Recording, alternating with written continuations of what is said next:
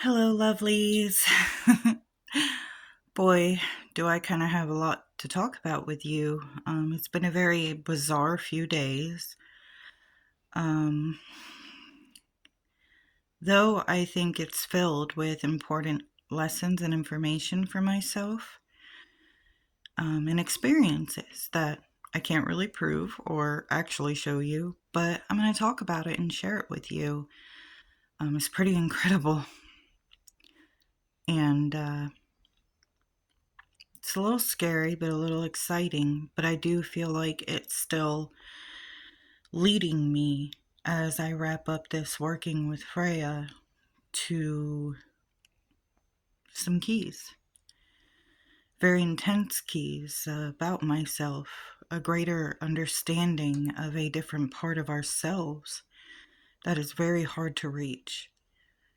A part of ourselves that will take over and make choices for us if we're not aware of it, and most of us aren't.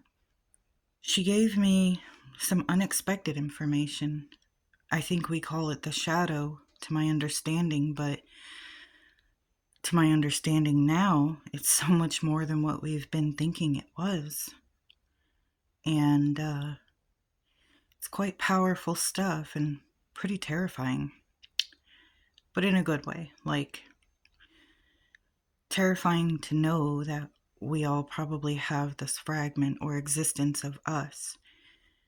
And also, I was shown a new realm in the astral where apparently, from my understanding, that dark aspect of ourself exists at all times. Similar to like the realm of our higher self, but it's kind of the below to the above. And it's really making me rethink everything that I thought I knew. You don't have to believe this, but I'm just going to share what I've concluded from this working. And if it resonates with you, that is great. If not, that is great too.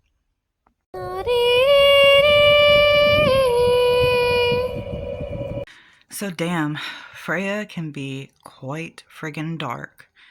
What's interesting about this is, the spirits I work with a lot as of late are the Norse deities. So, it doesn't surprise me that Odin and I think Thor too kind of have a hand in this, but for the most part, that's my dog. Hold on. You done wrangling up the blankets? You comfy? Okay, we're good. But it's been mostly Freyja I've worked with this month for my key for the tag of 13 months, 13 goddesses. And I told you guys last about that really intense thing that happened and what I got out of that dream and from Freyja. What's weird and different about this working with Freyja from my previous month with Hecate is with Hecate it was mostly astral, mostly very spiritual. With Freyja, it's been things that have manifested in my reality, difficult things. And I have to work through them, and it's like the gods show up in one way, shape, or form during these hard things that I'm going through. So the other day, I'm riding along. It was a very bizarre day. I felt like I never woke up, like from a dream. And I'm still trying to figure out kind of why this is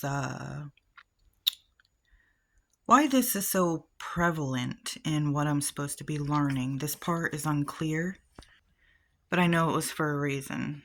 So I think you'll agree with me once I explain it. So I wake up this day, and we as witches kind of know that feeling of our power, of magic around us, or the sense of energy of the spirits or deities that we're working with. We can feel them, right? Every day. Because that energy is harvested all around us and where we practice and We just feel it, we sense it. Well, when I woke up this day, it was like I couldn't tell reality from a dream. And I didn't feel it. I didn't feel the gods. I didn't feel my magic. And I was like, what the hell's going on here today? Well, I felt like something was amiss, like all day. Just intuitively, I'm like, something's up. I don't know what it is, but I feel weird or wrong or like none of this is real. Anyway, I go for a drive later with Luke. We end up going over a river, and I'm thinking to myself about the goddess. Suddenly, lights come on, behind us, and we're being pulled over. And I'm like, okay, like, what'd we do? And there's always that nervousness, like, even if you ain't doing anything wrong, because, small towns, there isn't much trust in the authorities around where I live. And that's all I'm going to say about that, like, for my safety. But there isn't much trust. And I'm like, okay, so, we didn't do anything. So, well, what's interesting is suddenly I get that rush inside me of that feeling back of like, okay, there's my magic, there's my sense of like power. What the hell? And he asks to search the car, and I'm like, okay, so I have nothing in it, but go ahead. But anyway, I'm like, sure, go ahead. I know you don't have to let them, but I really didn't want to stir up trouble, so I'm like, just do it, And he searches my bag, which has like a Mjolnir on it. And while he's searching the vehicle, I'm looking at Luke like, what the hell? Like, this day has been so friggin' bizarre. And I start hearing a raven just going off. And it's really like amplified in our ears. And I'm looking up at the raven in a tree right over my car. And I'm like, interesting, like, and then the cop sits up and goes, oh, you like Mjolnir? And I was like, oh, yes, I do. I look over, and coming from the water was a cat. And I'm like, this is really strange. Why would the gods be here? Like, what is going on? Well, we get done, and the cop leaves and explains to us that on the road we were driving, there's been a lot of activity. So that's why he pulled us and wanted to search. And I'm like, okay, like you're supposed to have probable cause, but cool. Anyway, I end up looking in my bag, and there was a medicine that it's prescribed to me. It's not like a narcotic, but it is a controlled substance. It's and it helps your neurological system, or neuropathy. And the fact, though, that it was outside of my bottle, I was like, oh my God. It's like I could have gotten a lot of trouble. Like I would have got off later because, it's prescribed to me and I have the bottle. But for then, I could have gotten like big trouble. And I was like, I just got done saying this morning that I didn't feel the gods, and I was kind of panicking a little bit, like, has Freyja stopped working with me or what's going on? And no, they showed up for me. Like, I believe that. And I was like, wow, wow. Because that was something completely innocent on my part, but it could have been bad through the eyes of the law, right? I've had many cases where like my medicine bottle has opened in my bag and spilled out, and I'm thinking that's how it happened. But yeah, I was like, whoa, like, wow, okay, like these gods are badass. And also, I noted like my dream, it was three: the raven, the cat, and the cop mentioned my Mjolnir. Three: the Father, the Mother, and the Son, like the Trinity. So I believe the rest of the day, it was kind of like a blur for both Luke and I. Like, it was really bizarre. Even that night, I could not sleep. I don't think I fell asleep till 4 a.m. But when I did sleep, I kept hearing the word like mindfulness, awareness, awareness. And I was like, awareness? Like, I really need to be aware of everything around me, everything I'm doing, um, because I'm very much the type of person things go over my head when I'm scattered, when I'm chaos, you know. I'm a very chaotic person, but that has always been kind of my order. But what I think the point of this is more discipline, more awareness. And then it had hit me through the past couple of nights, trouble sleeping up the witching hour, then I go to sleep. I keep seeing these clouds forming, same clouds. And I'm too afraid to go into them. And this is in the astral.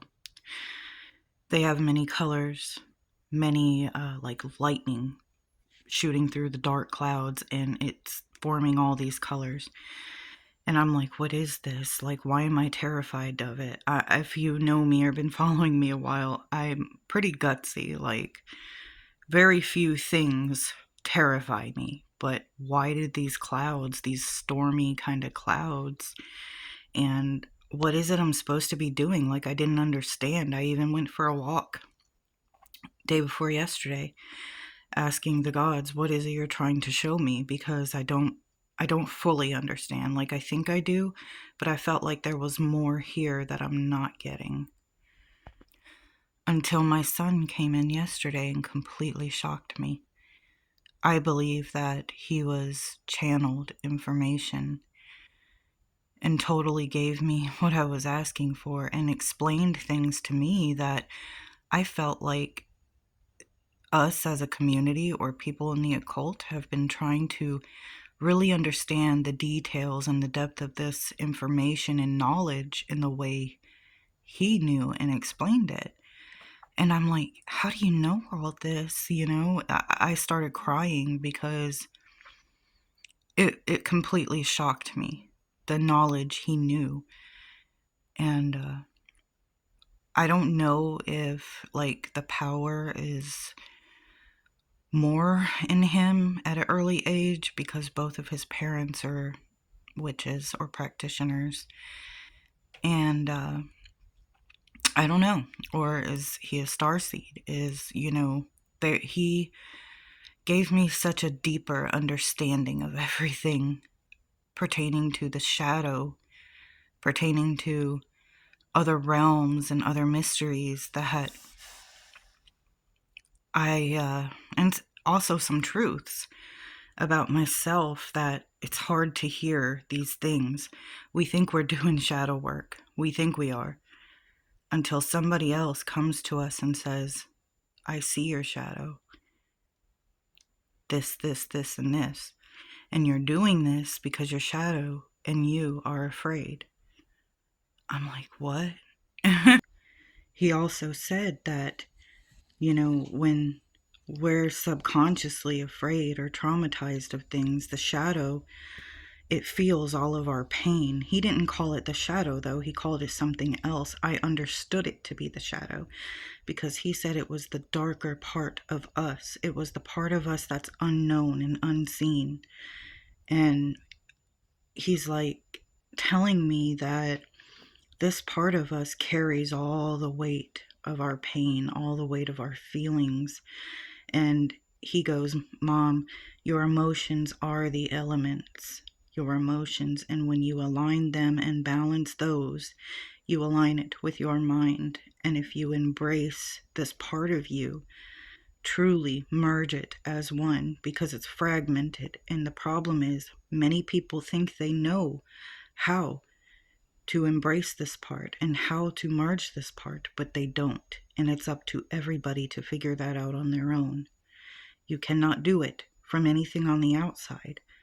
It has to be within. And we think we know this, right? But how can we truly when we're not truly honest with ourselves about things? And I was really called out for this part of me that I don't see, this part of me that is wrathful, this part of me that is dark. So he said one way that can help me and everybody else is that there is a realm, a hidden realm. It's very ancient and forgotten. In this realm, you get to it through storming clouds in the astral. But this realm is dangerous because if you don't conclude your work there to truly see that part of you, you could get lost. Which means every time you sleep, you won't be out of it until you conclude whatever it is there you're supposed to be doing. And many times that's observing, to see yourself, truly see yourself. He explained that there is a realm out there that is the below realm, and the secret to as above, so below. You have your higher self and then your lower self. Our lower self isn't our existence here. That's the middle self. Our lower self is the shadow aspect and the lower realm, our own counterpart. Just like the gods, just like the daemons, they all have that below counterpart. And in this realm is the below, where everybody's shadow collectively stands and battles everything that we're battling, but manifested in their realm, what they're dealing with alone. So it's kind of like entering this realm, observing yourself truly, and grabbing your hand and merging the two into our physical reality.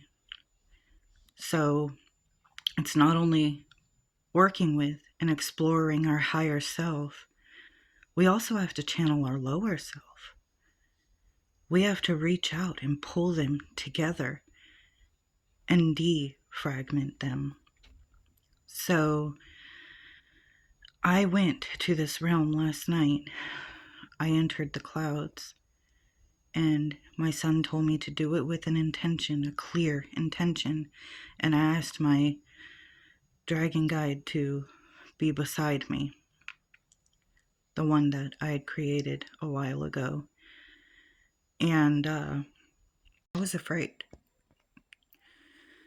But I entered the stormy realm. The clouds opened, and it formed almost like a weird wormhole.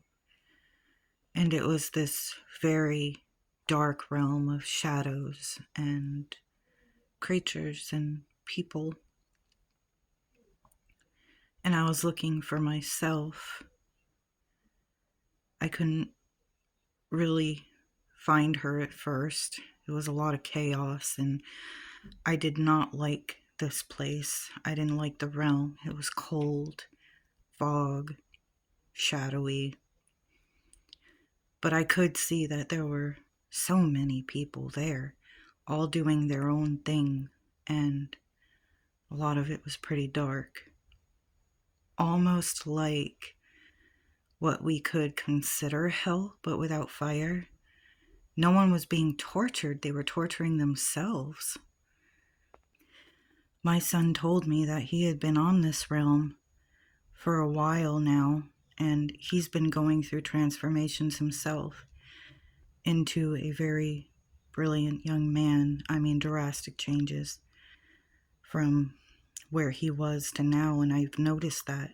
And he's very spiritually ahead, I dare say, almost more than me. And it surprised me because I had no idea he was doing this work. But he said he had been battling various forms of himself in this world. Some of them he had to kill, others he welcomed to make himself whole again.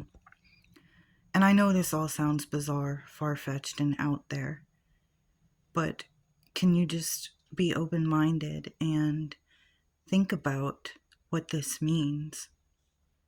That we found this and what it truly means for spirituality and work and other dimensions. I mean, all of it.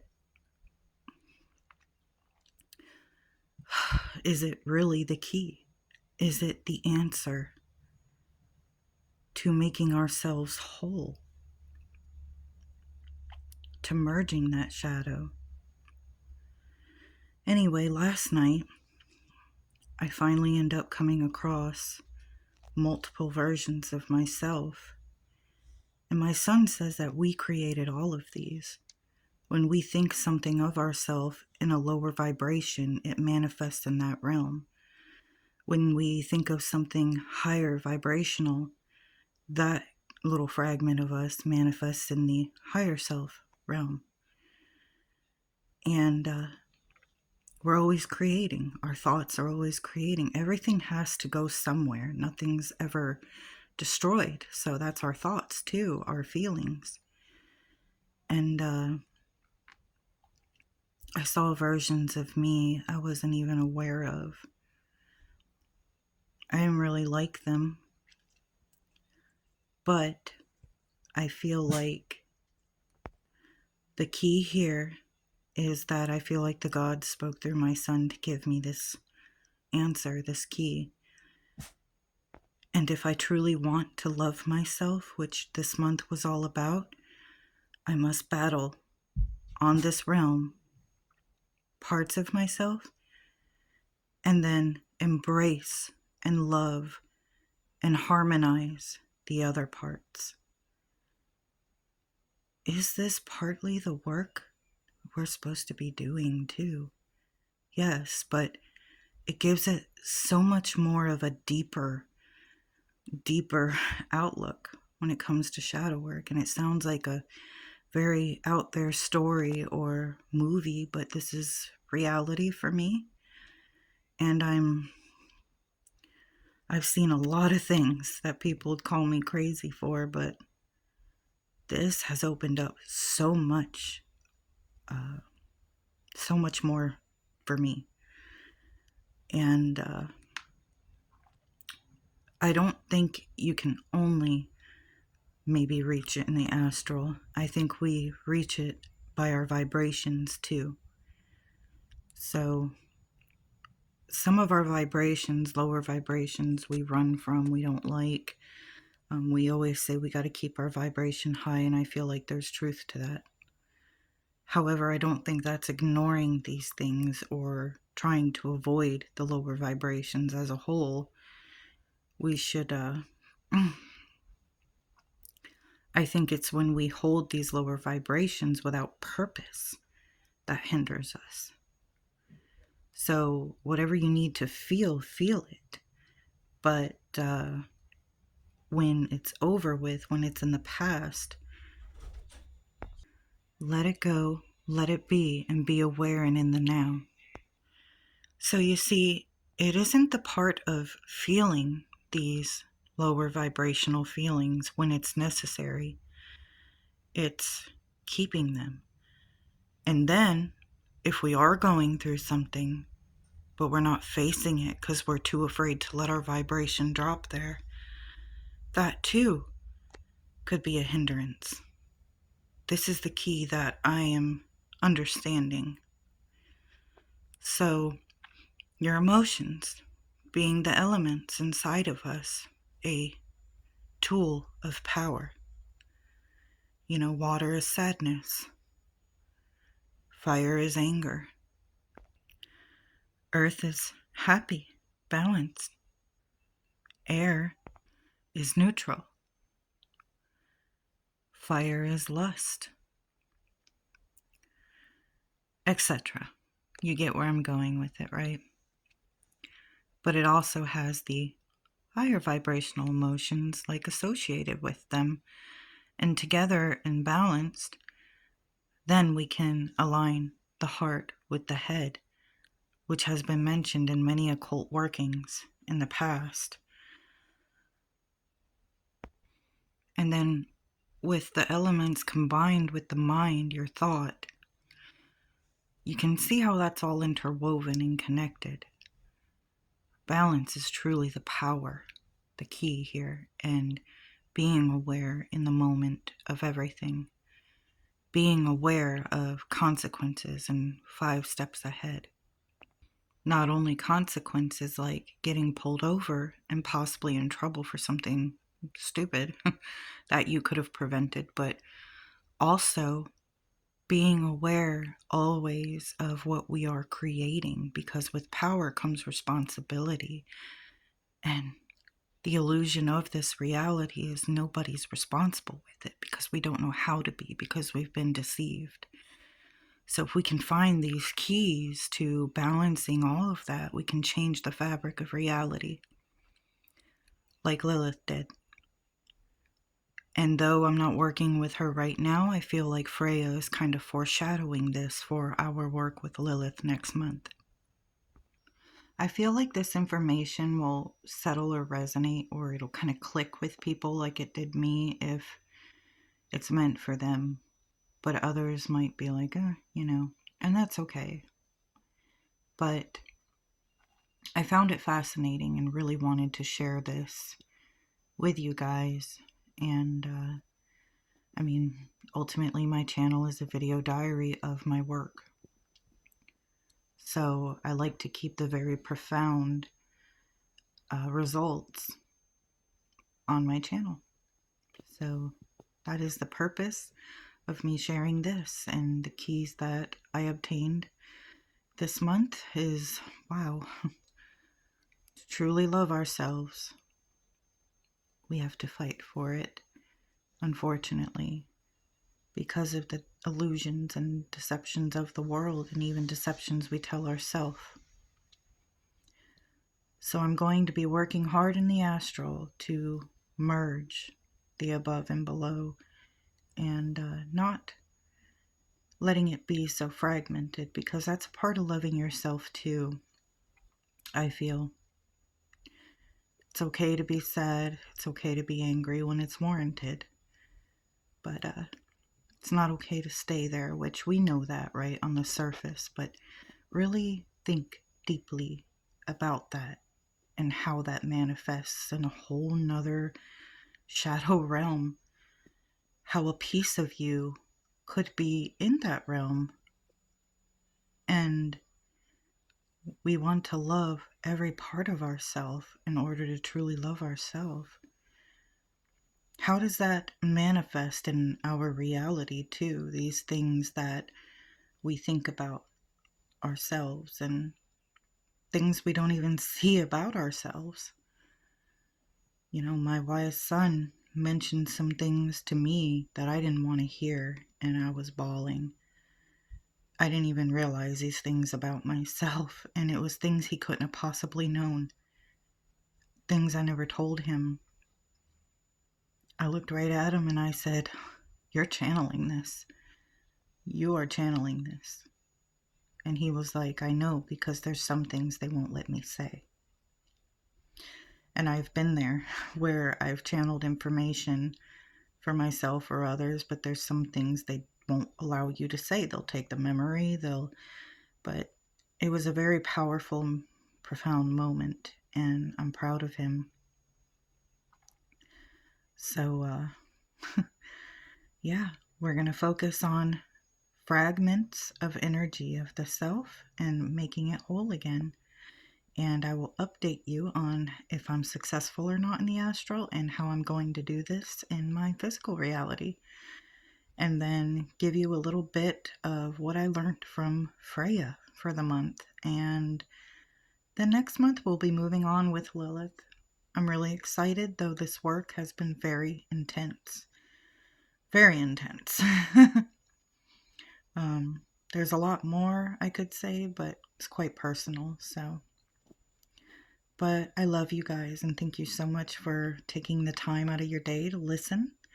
And I hope this kind of connects with somebody else and gets them thinking on what's out there, and a lot of the occult knowledges that you've even accumulated, and look deeper into what that could mean and how we could relate it to ourselves. The universe is inside of us, and there are many realms out there we don't know about. And I'm excited to conquer this realm. All right, guys.